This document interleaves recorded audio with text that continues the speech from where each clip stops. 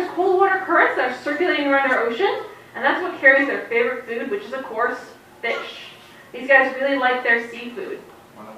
So we do feed a variety of fish here at the aviary. Looks like one of our ambassadors is going off to a job. But we do feed a variety of fish here at the aviary that includes capelin, herring, sardines, anchovies, sometimes even sprat or squid. So a couple more penguins are going out to a little encounter. Now, each penguin does have its own taste preferences. So some penguins eagerly gobble down a fish, while other ones kind of turn their head away, turn their face away. Might not be their favorite type of fish, or they might not be hungry at that particular moment. They are very good at regulating their own body weight. Now, we do hand feed here for a variety of reasons here at the aviary. One of those is that it's a great way to check in on our penguins' health. Penguins don't like to show if they're feeling sick, because if they're acting, the female penguin is about to lay an egg, she might eat a lot more a couple weeks prior to laying that egg, and a couple days prior she might stop eating altogether. We also tell if a penguin is about to go through what is called a catastrophic molt. Now it sounds really dramatic because it looks very dramatic. All birds molt their feathers. That's when they lose their feathers and grow new feathers back in, kind of like your dog or cat sheds their fur. These feathers do wear out after a while. Now, most birds in your backyard lose a couple feathers here and there, grow those couple feathers back in, and that's because they still want to be able to fly. Now, penguins don't have to worry about flying, but they do have to worry about swimming. And that nice feathered suit is what keeps them warm, buoyant, and actually skin dry when they're in the water. So what they'll do instead is they'll eat a lot more food. They'll kind of bulk up on their weight. Instead of being bowling pin shaped, they'll kind of turn bowling ball shaped. And they'll go up onto the beach, drop all those feathers, and grow all those new feathers back in within about a 2 to 3 week period. During that time, they're not really going in the water all that much, and they're not eating. They're actually just living off of their body fat. They lose about half their body weight during that time. And we do have a couple of penguins that are finishing up this process or getting ready to go through it. So if you see some scraggly feathers or some penguins that have some weird hairdos, that's part of that process. Now, you can see that each of our penguins does have a little name tag on. That is a way that we can tell them apart at a glance, and you can also tell them apart. Those names on their tags are actually their real names. Now, you can also tell which is a boy and which is a girl based on which side that tag is on, the little wristband. So the boys have them on the right side, and the girls have them on the left side. You can remember with lefty ladies. Now, we do have a penguin named Patrick that does have their band on the left side, and that is because Patrick is a girl, but we did not know she was a girl for the first while that we had her. There is no external way to tell boy penguins and girl penguins apart. We actually have to either wait for them to lay an egg, if they will or not, or to do a DNA test. All that involves taking a couple feathers, we send it out to a lab, and they let us know if it is a boy or a girl. Now, Patrick was named before we knew, and she was so well known as Patrick, by the time we found out that she was a girl, she kept that name. Now, we can't tell boys and girls apart, but we can tell individuals apart. If you look on those penguin bellies, you might notice all those speckles. Those spots are unique to each penguin, kind of like human fingerprints. So even if they did lose their little name tags, or we didn't know their individual personalities, because they do have very individual personalities, still be able to tell who is who based on those spots. Now, recent research has actually found that African penguins actually tell each other apart based on the spots on their chest, so it is kind of like wearing a name tag on your chest. And we do have a couple penguins that look a little bit different from everybody else. They're more of a grayish coloration than that stark black and white, and those are our juvenile penguins. They actually hatched here, not this last November, the November before. They are about, when they turn about 18 months old, that's when they go through their first molt, and that's when they'll get the black and white coloration, just like the adults. So these penguins were not this year's babies, but they were last year's babies. Now, as we're starting to kind of go through and everybody's getting a little bit full, I do want to talk about our penguins here that we have at the aviary. These are African penguins. They're the only penguin species found in Africa, specifically the southern tip of South Africa in an area called Namibia.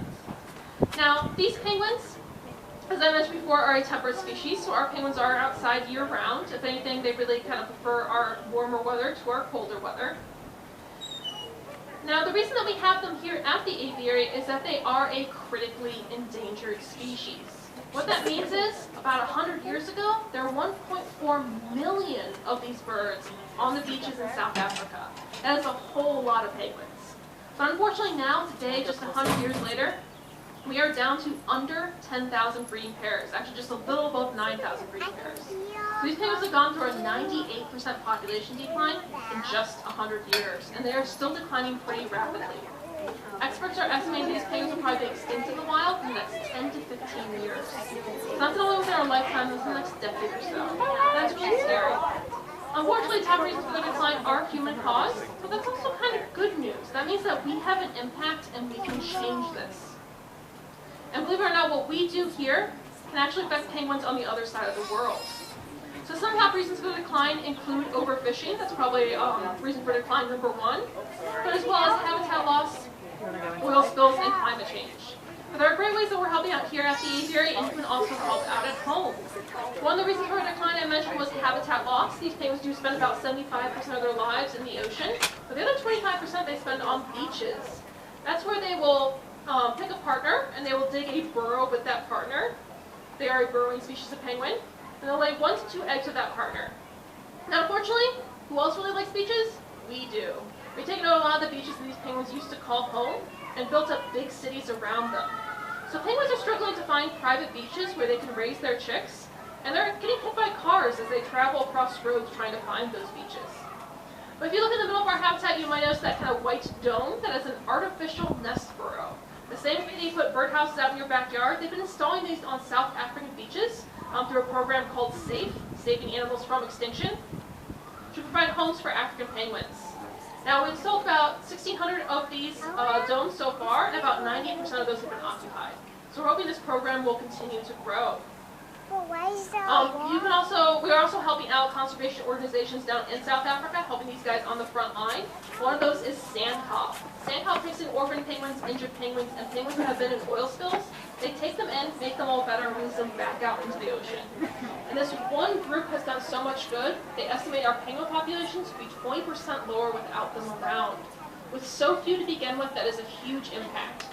Now, part of our proceeds every day go to Sandcop, but if you want to help them more directly, you can either go to their website or by our big penguin window against the wall, there is a penguin piggy bank. His name is Percy. He has Sandcop written across his chest. Every penny that goes into Percy goes directly to Sandcop in helping their efforts in helping wild African penguins. You can also help more directly at home. As I mentioned, probably the top reason for these penguins' decline is overfishing. These guys can eat quite a bit of food, between 15 to 20% of their body weight. To make that, put that in perspective, for a human, a 100-pound human that would be eating 56 to 80 quarter-pound hamburgers a day. It's a lot of food because they're using a lot of energy out in those oceans. In the grand scheme of things, that's a dozen fish. We take our big nets and we collect entire schools of fish.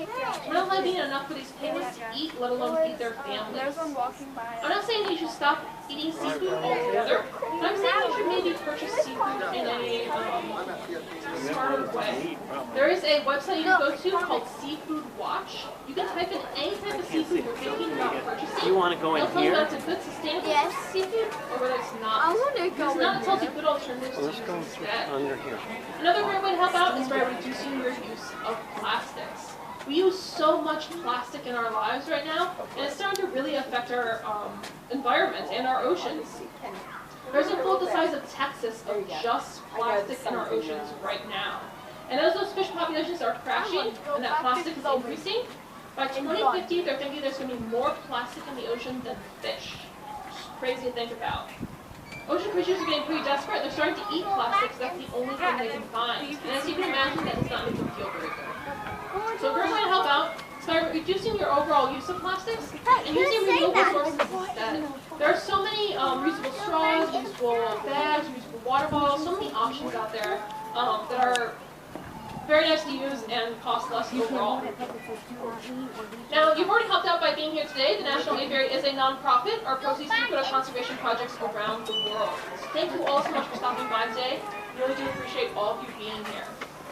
If anybody has any questions or wants to talk more about our penguins, I'm going to be down there by that land window here in just a second. I'd be happy to talk with you.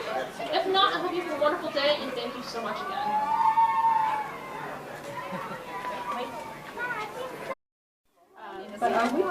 actually a little bit colder than what we actually see in South Africa, and we get a lot more snow and ice. So we actually have to keep their habitat heated for them during the colder months of the year. All the rockwork has heating elements underneath it, so it will keep that ice and snow melted, keep their food nice and warm. In South Africa, these birds would see a lot of sand. They would be